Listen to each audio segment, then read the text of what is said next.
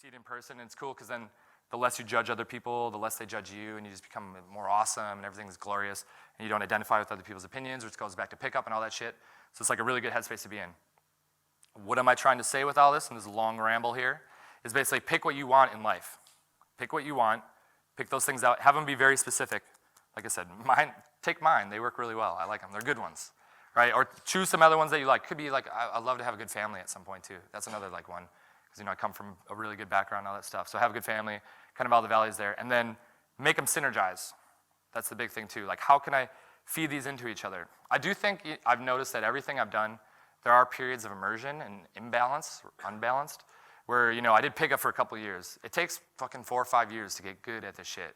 If you want to be awesome, you want to fucking be pulling and shit like that, it takes about 4 or 5 years. I've noticed that pretty consistently. And you need other people like mentors and stuff like that to teach you, to make it, you do it right? And then you do that, you kind of master one thing. I did it again with fitness, right? I was pretty extreme with my diet, going out consistently, doing all that shit, hitting it really hard, fucking rocking that shit. So I got the girls, and now the business. For me, it's been really tough, because this year is the first time in my life where I'm not going out consistently, like 6 nights a week, like literally 6 nights a week for 6 years or something like that. And I'm like, gotta do some video editing, and I'm there, and I'm like, this is for you girls, this is for you, right? As I'm fucking doing HTML on my blog or some shit like that, right?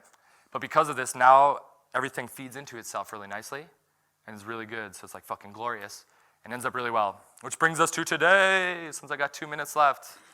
And that's kind of where I'm at, right? So like I said, this is a huge week for me, and I'm sure you guys can kind of feel I'm pretty just like stoked on life at the moment. Can't tell, I don't know if you can. Feel the aura, feel the vibe. So things have been really good. And yeah, 2012, good year, that's what my talk was about. So I'll kind of end it there. Thanks for having me, I guess.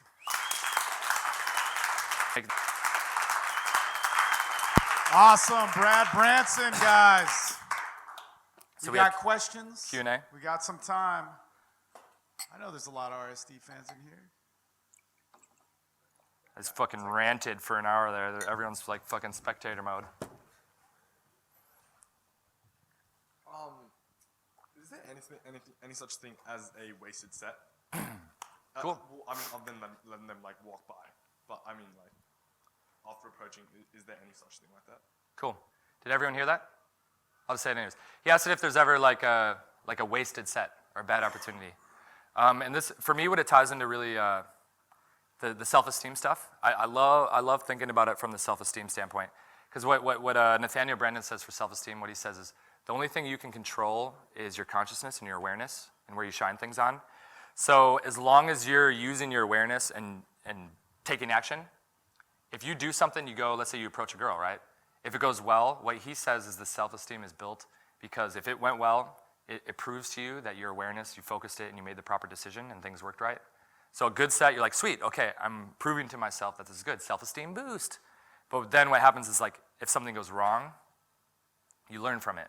So as long as you don't identify with it, you learn from it, then you know that the next time you make that decision, you're gonna do it better because you're sculpting it. So as long as you learn from every single interaction you have, I never think there really could be a bad one. I think the only bad set is the one you don't do, probably. But I also think it's bad as well for guys that beat themselves up at every hot girl that they see. Everyone has that at some point, sure, right? Where you're just like, fuck, there's another, oh shit, I didn't approach her too, because you found this new power. But I would say as long as you either win or you learn, that's the big thing I would say. Help out? Cool, interesting question, I like it. Cheers, Brad, thanks for the talk. You said you were out, like you're out of the game for a while, focusing on work and things like that. Is it the sort of thing that if you don't lose it, you lose it? If you don't use it, you lose it sort of thing? Yeah. And say if you're busy at work for a few weeks or say a month and you can't go out or you can't practice your techniques or you're not really in the day game sort of thing, what are some practical things that you can do to get yourself back in and trained up? Yeah, good question. So for me, it's funny, this is before I was an instructor, I was like assisting, I remember in Chicago, and some dude told me, I think this thing is buzzing down here a little bit. If you want to stop that, I don't know how to stop it. So he said, he was like, when I was 12 years old, I lost my virginity. He's like, by 14 and 15, I was having threesomes. And then I turned 18, and I got this girlfriend, and she shattered my soul. And then 2 years I was with her, and now I can't pick up at all. Like, I'm afraid of girls. and all this shit. I was like, whoa, this is like the weirdest story I've ever fucking heard. So I think, I mean, there's always something traumatic that could maybe kind of, if I think about myself personally, like, would I ever lose this? You know, they say confidence is very attractive. What creates confidence? Like the reference points. So I personally feel I've had so much experience to kind of like confirm that I'm good at it, that I think it's almost impossible for me to like lose it, completely lose it. And I think a lot of times what happens if you take a big break, all of a sudden you go out one night and all these reference points start going in your brain and you're like, remember this, remember that. And you can feel the shit kind of come locking back in together really nicely. So I think the biggest thing that I would say to answer that for guys that you're like, okay, cool, I got business shit right now, or you know, I got to go, like my mom got sick or something, so I got to be at the hospital all the time or something. Like, I've had that happen to clients before and stuff. I'm like, you know, as long as you're living on your path, this is the synergism that I was talking about before. I really am doing work, I'm doing that fucking work, and I'm thinking girls, girls, money, girls, girls, and it's fucking pumping me up. That self-esteem we talked about before, I'm getting better and better at it. I'm getting better, like it shows, and it's manifesting in the world more, and conveying more, like getting more value out there and all that shit. So I'm like, fuck yeah, this is fucking awesome. And then when I step to that girl, I like see the girl and I think in my head, I think, oh shit, you're a little bit rusty here, but you are fucking stunting on the world. Let's do this shit, right? So the kind of self-esteem in the inner game, even though your outer game is a little unpolished, like I said before, the inner game is even stronger.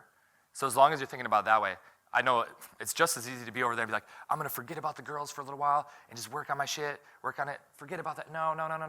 And when that's the frame you have there, then it probably would just, you kind of lose it completely there a bit. But there are a lot of really nice ways to kind of deal with that. I won't really say specifically other than try to synergize all the shit there. Does that make sense? Cool, good question, yeah. We got time for one more, guys. Q. Do you see any repercussions with this sort of lifestyle in the future as far as monogamy and... Good question, Far as yeah. that. Yeah, so he's asking about monogamy. Hopefully this part won't be on YouTube for my girlfriend. No. Yeah, I don't know. Like for me, I actually have a distinction between like having a girlfriend and like making love, like actually like making love, and then just random like, you know, I'm in Melbourne for the weekend, find some random girl. Like I have no real emotional connection there. For me, literally, it's like as objective as like taking a shit or something like that, right? So I'm like, it's not cheating or something. To me, I'm just like, yeah, I did that shit. Like that's how objective it is to me, which also is probably why you get it so regularly then when you don't put that value on it, you know? But will I ever have like I personally don't believe in marriage too much. That's a whole nother topic that I've had people fucking force into me, so that's been conditioned into me, because I don't think monogamy in the traditional sense is very natural or whatever. But I think it's like, if I have like an amazing, for me, the relationships that I've had, the way it happens is like I meet some girl, maybe you have some other girls, and you're kind of doing that, and this one is just like, you actually enjoy the sex so much more, and it actually gets better every time. Like, it's getting better, and you're like, I don't care about the other girls, right? And if I'm with her and I'm totally doing that, I have no reason to kind of just be like, gotta do the pickup shit, gotta be significant or something. In the past, I've kind of made mistakes with that because it was like new, I'm just like naive and young and stuff like that. But I know now if I do find that awesome girl, I'm totally comfortable. I'm like, I've been with enough girls, it's like, let's do this shit. But if I go to Vegas for the weekend, you know, and hopefully, probably the girl that I would meet would actually be like, yeah, you're in Vegas, fucking party, do that shit. Like, hopefully, like, that's the type of girl that I want, you know? Right? Yeah. Is she out there? I don't know. Maybe that's why I'm not in a real relationship, because maybe she doesn't exist. I don't know. But that's personally she would need to be conscious enough to be like, and like the same for her. I'm like, I don't want you to do that shit, but I better not find out about it. Like if you do it and it's totally like whatever, I'm like, okay, that's cool to me, because again, that's just how I view it. But if all of a sudden she's off and she's like having this full affair and like in love, that's like a total kind of different thing for me. But that's just my personal view of what intimate relationships are, I guess. So I like that question. That's cool. Awesome. Cool. Yeah. So yeah, thanks for having me. Like I said, check out my website, bradbranson.com. Also this week, if you do like the shit, go on rstnation.com or check out RST Brad as my YouTube channel. And I'm throwing out videos every single day this week. So check that shit out. And Evolution's product coming out this Thursday. Big day for me. All right, let's give And it up thank you, for Anthony. Brad. Thank you, Anthony.